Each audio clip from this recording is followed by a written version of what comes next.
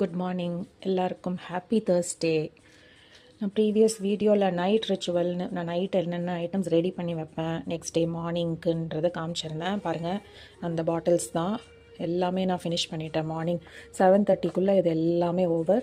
இந்த வெந்தயம் நான் ஏற்கனவே குடிச்சிட்டேன். அந்த தண்ணியை திருப்பியும் நான் அது வந்து ஊற போட்டு வச்சுருக்கேன். கொஞ்சம் நேரம் 1 or 2 hours கழித்து அந்த தண்ணியும் திருப்பி குடித்து அந்த சீட்ஸையும் சாப்பிட்டுடுவேன். முடிஞ்சிடும். இப்போ இதெல்லாம் முடிஞ்சிடுச்சு. அடுத்து டீக்கு வந்தாச்சு. என்னால் டீ காஃபி இல்லாமல் சர்வைவே பண்ண முடியாது.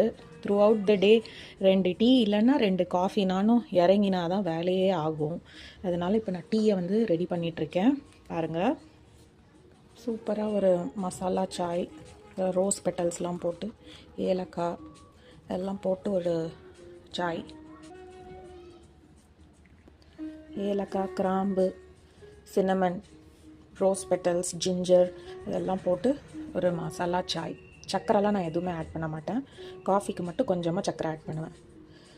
காஃபி டீ இல்லாமல் சர்வைவ் பண்ண முடியாதுன்னு சொன்னால, தப்பு இல்லைங்க. ஒரு நாளைக்கு 2 காஃபி இல்லைன்னா 2 டீ குடிக்கலாம். அளவாக குடிக்கணும், அவ்வளோதான். ஸோ இந்த டீயை நான் கொஞ்சம் கொஞ்சமாக உட்காந்து சிப் பண்ணி என்ஜாய் பண்ண போகிறேன்.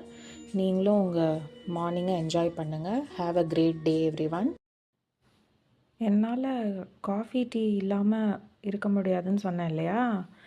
இப்போ என்னை வந்து நீங்கள் ஒரு நாள் சாப்பிடாம இருன்னு சொன்னால் கூட நான் இருந்துருவேன். ஆனால் இதெல்லாம் என்னால் வந்து இக்னோர் பண்ணிக்கவே முடியாது. ஏன்னா இதெல்லாம் ரொம்ப ஹேபிச்சுவலாக ஆயிடுச்சு.